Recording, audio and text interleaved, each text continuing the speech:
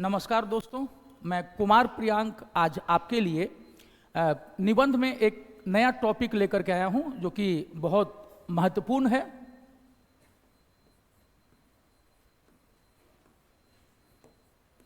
जलवायु परिवर्तन एवं इसका प्रभाव। यह टॉपिक जो है climate change and its impact, ये किसी भी एग्जामिनेशन के लिए बहुत इंपॉर्टेंट है, चाहे वो हाई कोर्ट असिस्टेंट का जो डिस्क्रिप्टिव मेंस है उसके लिए या फिर बीपीएससी या किसी भी एग्जाम में जो है इस टाइप के टॉपिक्स जो है हमेशा आते हैं।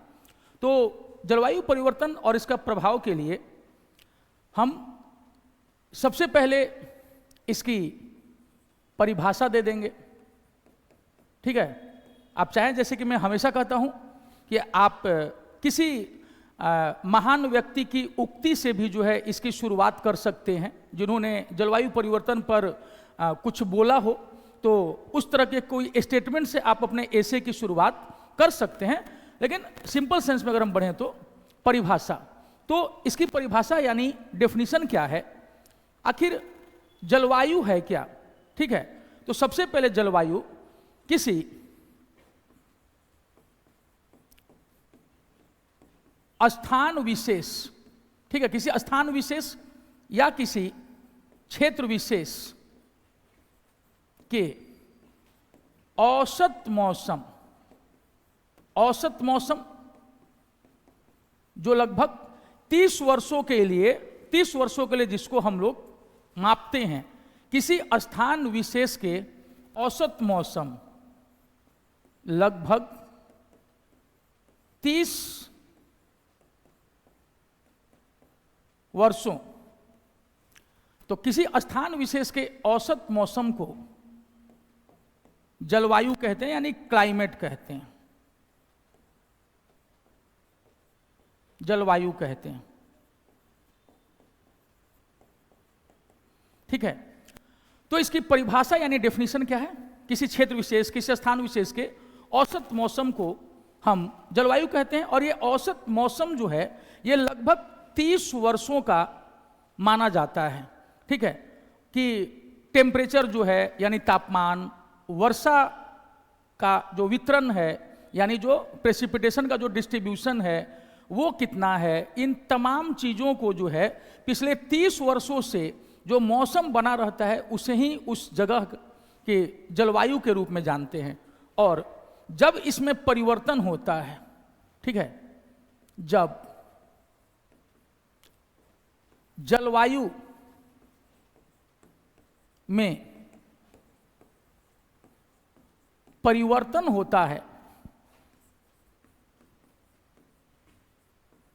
तो उसे जलवायु परिवर्तन कहते हैं,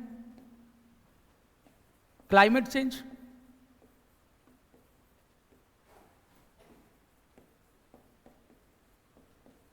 ठीक है, यानी जब जलवायु में परिवर्तन होता है तो उसे जलवायु परिवर्तन कहते हैं। अब इसके पीछे कारण क्या है, ये तो हमने डेफिनेशन दे दिया कि जलवायु परिवर्तन। तो जलवायु परिवर्तन, इसका कारण क्या है, जलवायु परिवर्तन का कारण, इसके मुख्य रूप से 2 कारण हैं। ठीक है, पहला प्राकृतिक कारण। ठीक है, जो पहला कारण है नेचुरल है, ग्लोबल जो क्लाइमेट चेंज है उसका पहला जो है वो कारण, रीजन जो है, दैट इज नेचुरल फैक्टर। इसमें क्या क्या है नेचुरल फैक्टर्स में? नेचुरल फैक्टर्स प्राकृतिक कारणों में हम देखेंगे कि जैसे पृथ्वी का घूर्णन,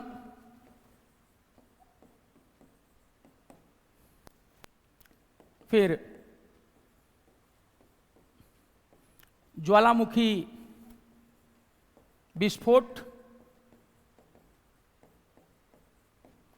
उसके बाद महासागरीय धाराएं यानी जो ओशन करंट्स होती हैं, महासागरीय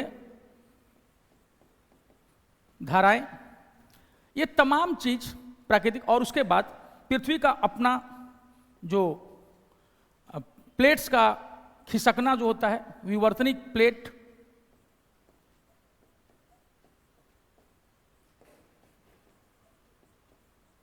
विवर्तनिक प्लेटों में खिसकाव,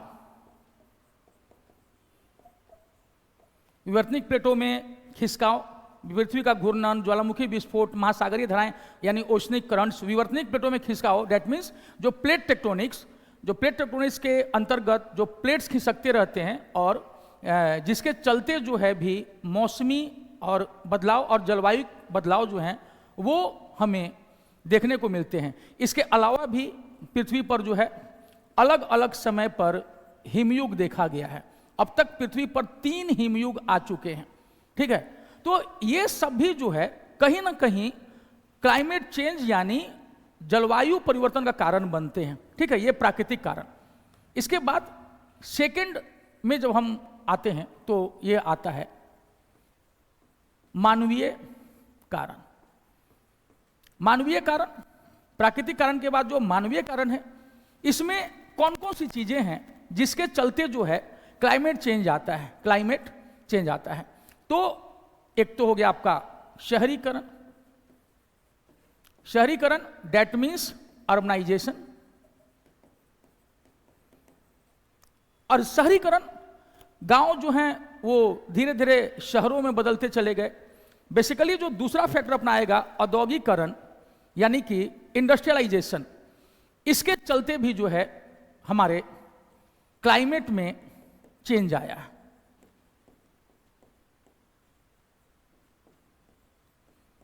औद्योगिकीकरण यानी इंडस्ट्रियलाइजेशन,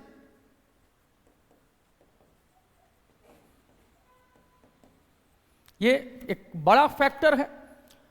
जब इंग्लैंड में औद्योगिक क्रांति की शुरुआत हुई 1750 में, तब से लेकर के अभी तक जो है पृथ्वी का जो ग्लोबल वार्मिंग जो है, जो पृथ्वी का जो तापमान है, औसत तापमान, वो काफ़ी बढ़ चुका है।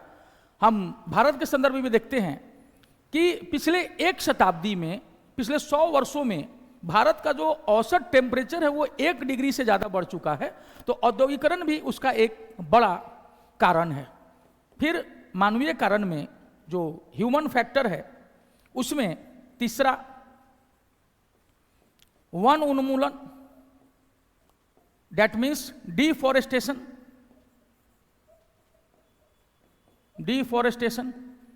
वनों की कटाई करते हैं।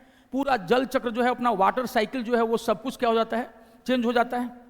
इसके बाद कृषि में हम जो रासायनिक उर्वरकों का प्रयोग करते हैं, रासायनिक खाद व उर्वरकों का जो प्रयोग, कीटनाशकों का प्रयोग, ठीक है, इसी में आप कीटनाशक भी जो है, रासायनिक खाद एवं उर्वरकों का प्रयोग, इसके अलावा आप यहाँ पर कीटनाशक भी डाल सकते हैं। जो कीटनाशकों का प्रयोग, ये इसी में आ जाएगा, कीटनाशकों का प्रयोग।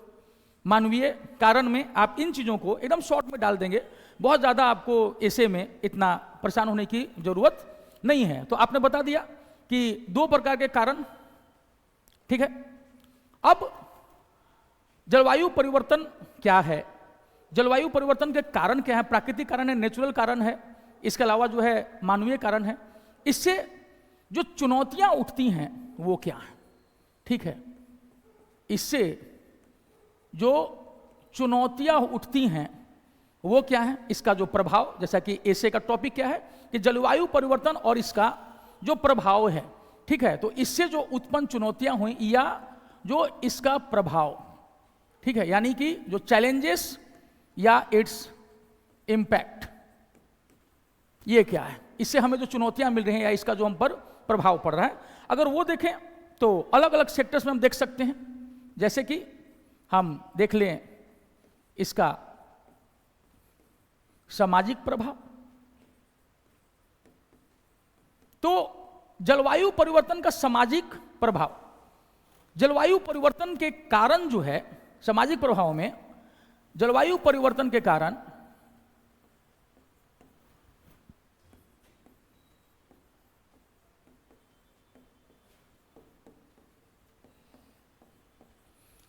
जलवायु परिवर्तन के कारण बाढ़ यानी फ्लड एवं सूखा की बारंबारता जो है वो बढ़ जाती है।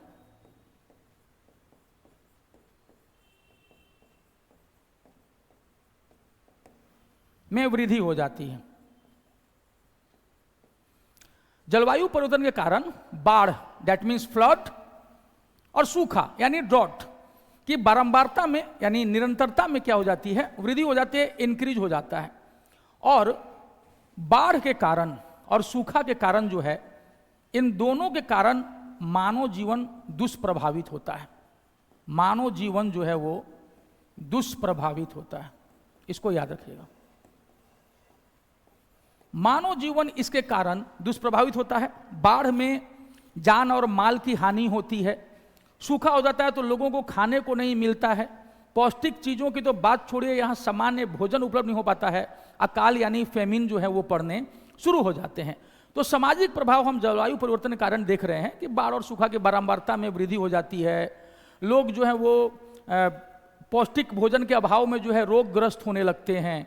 तो इन तमाम चीज़ों पर समाज पर प्रभाव तो पड़ता है, ठीक है। उनमें इसके बाद हम लोग आगे देखेंगे कि इसका जो है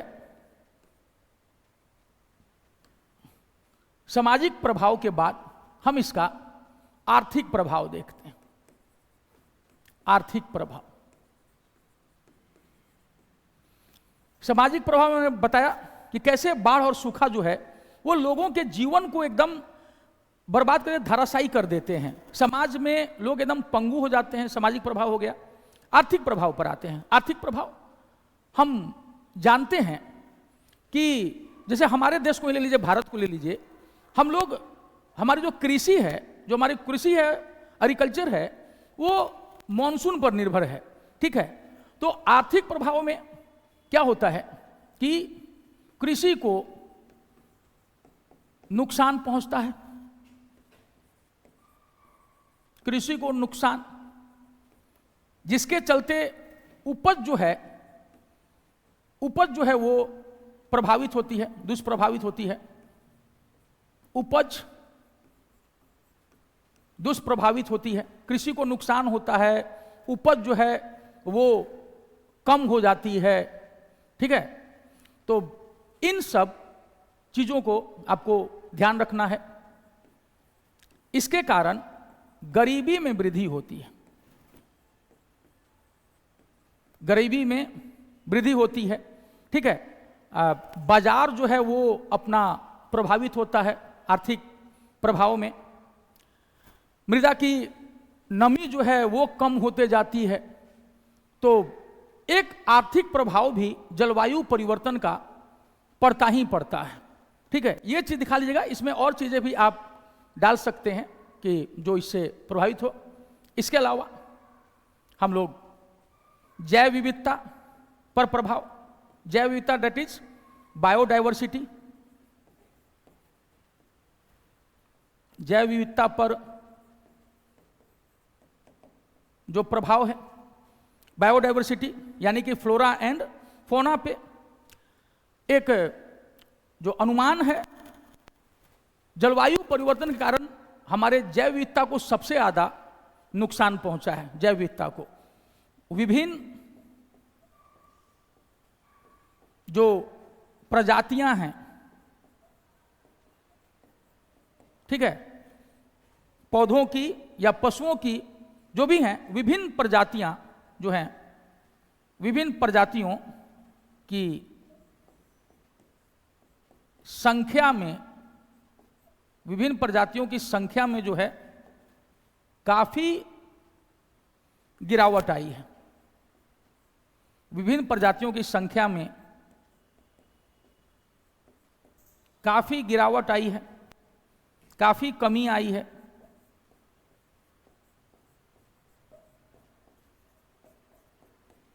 ठीक है, जैव विविधता पर प्रभाव, विभिन्न प्रजातियों की संख्या में काफी कमी आई है।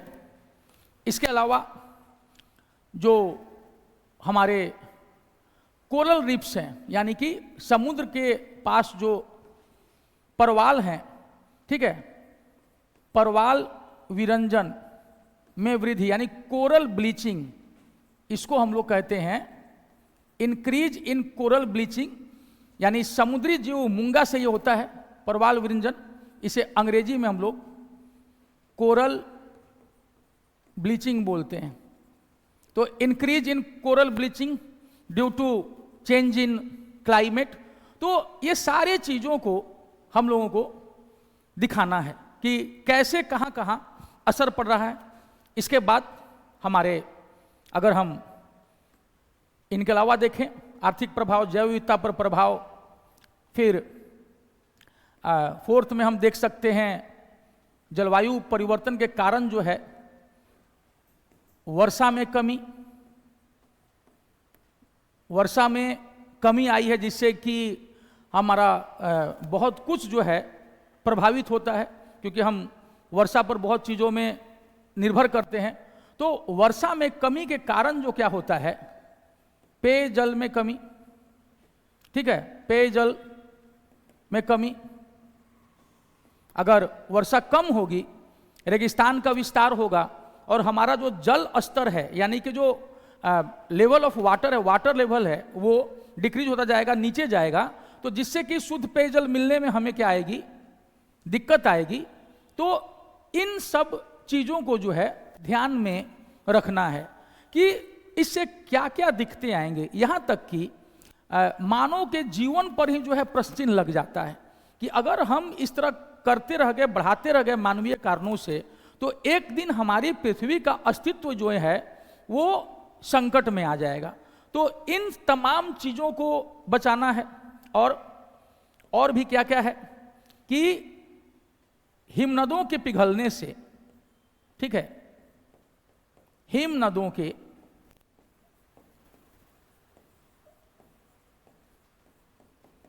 पिघलने से समुद्री जल स्तर में वृद्धि, समुद्री जल स्तर में वृद्धि, ठीक, इससे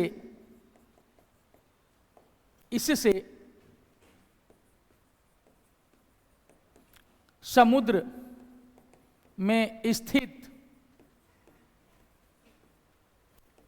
द्वीपों, समुद्र में स्थित जो द्वीप हैं तथा समुद्र तटों के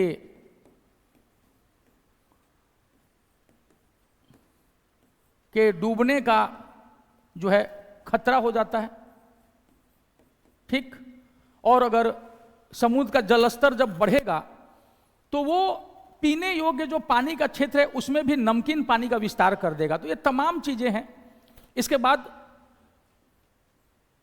इसमें जो चेंजेस आएंगे, ठीक है, ग्लोबल वार्मिंग या जलवायु परिवर्तन के कारण जो है वायुमंडल में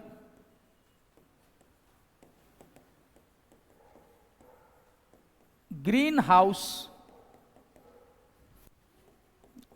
गैसों का उत्सर्जन बढ़ जाएगा। ग्रीन हाउस गैसों का एमिशन, उत्सर्जन को हम लोग एमिशन के नाम से भी जानते हैं अंग्रेजी में। तो वायुमंडल में ग्रीन हाउस गैसों का उत्सर्जन जो है वो बढ़ जाएगा, ठीक है। इसका सीधे नकारात्मक असर जो है पड़ता है हमारी कृषि उपज पर। इन चीज़ों को ध्यान में रखेंगे कि वायुमंडल में ग्रीन हाउस गैसों का उत्सर्जन जो है बढ़ जाएगा, और जैसे जैसे अगर CO2 जो है कार्बन डाइऑक्साइड, अगर इसमें वृद्धि होती है तो इसका सीधा असर जो होता है CO2 के बढ़ने का, वो सीधा जो है फसलों पर असर डालता है। तो इन चीज़ों को ध्यान में रखेंगे, ठीक है। इतना देख लेंगे। इसके बाद अभी तक जो प्रयास हुए हैं, ठीक है, प्रयास यानी जो एफर्ट्स लिए गए हैं जलवायु परिवर्तन को कम करने के लिए, उसको कंट्रोल में लाने के लिए जो प्रयास किए गए हैं, जो एफर्ट्स जो लगाए गए हैं व्हाट आर दे, ठीक है। इनको हम लोग दो भागों में देख सकते हैं, वैश्विक प्रयास ग्लोबल एफर्ट्स, ठीक, और दूसरा जो है अपने ऐसे के तरीके में, सिर्फ मैं यहां पर आपको एक फ्रेमवर्क दे रहा हूं आपको कि क्या क्या करना है, वैश्विक प्रयास और एक भारत के स्तर पर, भारत के स्तर पर जो प्रयास हुए हैं, ठीक है। हमने प्रयास क्या क्या किया है इसको ये करने के लिए। वैश्विक प्रयास में देखेंगे कि 1972 में जो है स्टॉकहोम सम्मेलन हुआ था,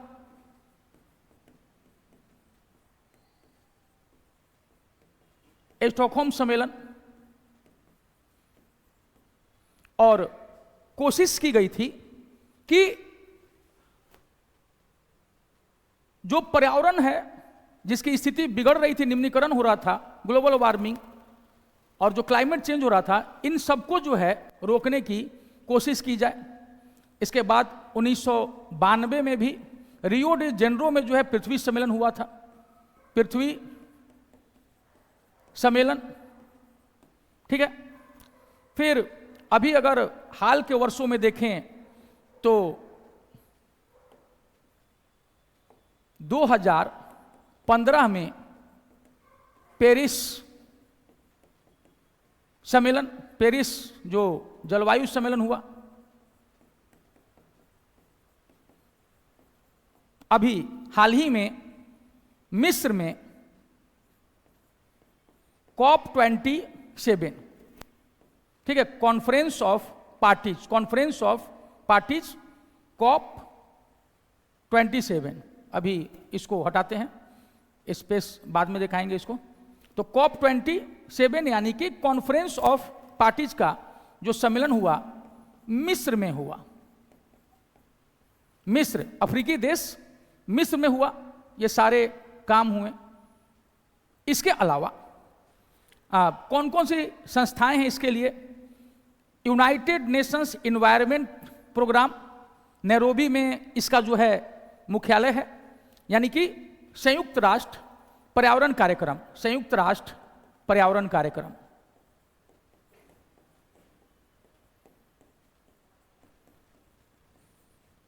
यूनाइटेड नेशन एनवायरनमेंट प्रोग्राम, संयुक्त राष्ट्र पर्यावरण कार्यक्रम, यूनाइटेड नेशन एनवायरनमेंट प्रोग्राम, ठीक है, यूनेप। और इसके अलावा inter governmental panel on climate change, ठीक है, inter governmental panel on climate change, जलवायु परिवर्तन पर अंतर सरकारी पैनल, अंतर सरकारी पैनल, अंतर सरकारी पैनल, इन सब संस्थाओं का गठन किया गया। इसके अलावा United Nations framework convention on climate change, जलवायु परिवर्तन पर संयुक्त राष्ट्र फ्रेमवर्क कन्वेंशन, जलवायु परिवर्तन पर संयुक्त राष्ट्र फ्रेमवर्क कन्वेंशन। तो इन सब संस्थाओं की आप चर्चा कर सकते हैं। ये United nation framework convention on climate change, जलवायु परिवर्तन पर संयुक्त राष्ट्र फ्रेमवर्क सम्मेलन। तो इन तीनों के बारे में बता सकते हैं कि कैसे इन सभी संस्थाओं ने वैश्विक प्रयास किए हैं, गरीब देशों की भी मदद की है कि कैसे उनको हैंडल करना है, टैकल करना है सिचुएशन को, जलवायु परिवर्तन की तरफ न बढ़ें, ठीक है। क्योंकि विकास के दौर में जो है हम वनों की कटाई करते जा रहे हैं, हम ये ध्यान नहीं दे रहे हैं कि इससे हमारी पृथ्वी जो है गर्म हो रही है और जिसका नुकसान कहीं ना कहीं हम सभी को क्या करना पड़ेगा, झेलना पड़ेगा। तो ये तो हो गया आपको वैश्विक प्रयास। अगर इसी में हम भारत के स्तर पर प्रयास देखें, भारत के स्तर पर तो क्या हो रहा है, भारत के स्तर पर देखें तो वर्ष 2008 में 8 राष्ट्रीय मिशन पर राष्ट्रीय कार्य योजना की शुरुआत की गई थी? 8 मिशनों पर राष्ट्रीय कार्य योजना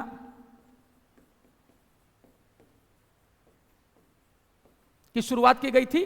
देखो, साल भी था 2008 और इसमें 8 मिशनों पर राष्ट्रीय कार्य योजना, जैसे कि राष्ट्रीय हरित मिशन, राष्ट्रीय सोलर मिशन, ये सब इसी में शुरू किया गया था। और एक और चीज हुआ था कि वर्ष 2015 में भारत ने फ्रांस के साथ मिलकर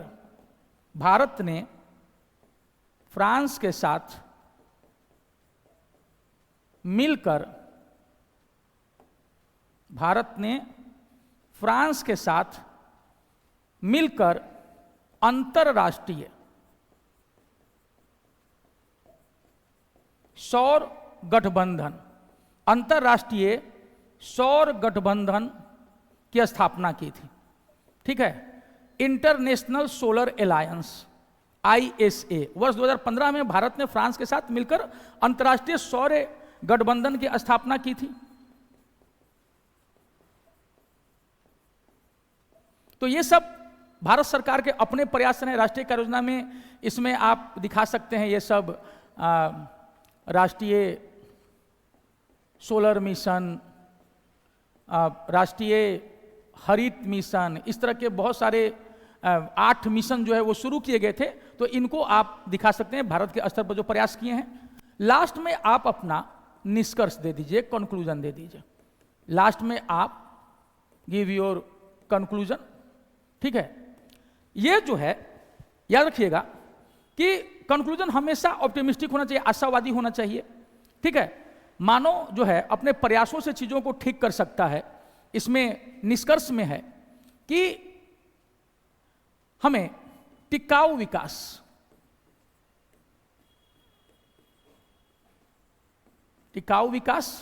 यानी सतत विकास,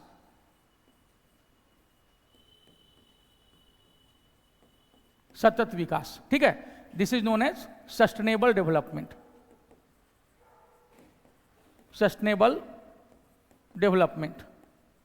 ठीक है, सस्टेनेबल डेवलपमेंट क्या होता है? सतत विकास इसमें होता है कि हम अपने रिसोर्सेज, संसाधनों का उतना ही ऑप्टिमम यूज करें जितना कि हमारे अपने नीड के लिए हो, और बाकी जो संसाधन है वो हम रहने दें, ताकि जो फ्यूचर जनरेशन आए, भविष्य की पीढ़ी आए, वो भी जब इस पृथ्वी पर रहें तो उन्हें भी संसाधनों की कोई कमी नहीं हो। यानी टिकाऊ विकास एक ऐसा विकास जो हमारे क्लाइमेट चेंज को एडवर्स तरीके से प्रभावित न करे, दुष्प्रभावित न करे। हमें कोशिश करनी चाहिए कि जो क्लाइमेट चेंज है वो ना हो, क्योंकि इससे हमारा कृषि जो है सेक्टर वो सबसे ज़्यादा प्रभावित होता है। यहाँ तक कहते हैं कि जो दुधारू पशु हैं वो, उनके दूध की जो मात्रा है वो क्या हो जाती है, वो कम हो जाती है। आलू उत्पादन में कमी आ जाएगी। कहते हैं कि अगर भारत में अगर 1 डिग्री तापमान बढ़ जाए तो 4-5 मिलियन टन गेहूं की उपज में कमी आ जाएगी। इसको क्या है, गेहूं की उपज में कमी आ जाएगी। तो ये तमाम तरह की चीजें हैं। और भारत का ही ले लीजिए, अगर मौसम चेंज हुआ, उसका हाल भी अभी हम लोग देख रहे हैं। मौसम चेंज होने से हिमालय जो है वो पिघलने लगेगा, नदियों में जो है बाढ़ आनी शुरू हो जाती है। ठीक है, और इसका बड़ा ही दुष्प्रभाव हम लोगों पर पड़ता है। गर्मी हम लोग झेल रहे होते हैं, तापमान जो है हमारा इतना बढ़ गया है कि लोग जो है वो बीमारियों से परेशान हो गए हैं। तो एक बड़ा सेक्टर क्या होता है कि बाढ़ और सूखा का असर होता है, वो बीमारियां, नई नई प्रकार की बीमारियां जन्म ले लेती हैं, जिससे हमें जूझना पड़ता है। तो निष्कर्ष में सबसे बेहतरीन होता है टिकाऊ विकास यानी सतत विकास की बात जो है आप कर दीजिएगा निष्कर्ष में, कि मानो चाह जाए तो कुछ भी हो सकता है। हमारी ये पृथ्वी हरी भरी है और इसको हरी भरी ही रहने देना चाहिए। मानव के अलावा जो बाकी जीव जंतु हैं, पौधे हैं, यह पृथ्वी उनकी भी है, लेकिन मानव अपने लालच में सब चीज को खत्म करता जा रहा है। तो इस चीज पर जो है भौतिकवादी प्रवृत्ति पर भी रोक लगाने की जरूरत है। तो लास्ट में हम ऐसा कह सकते हैं कि राजनीतिक इच्छा शक्ति, ठीक है, प्रशासनिक प्रतिबद्धता, प्रशासनिक प्रतिबद्धता एवं आम जन की जागरूकता, एवं आम जन की जागरूकता से जलवायु परिवर्तन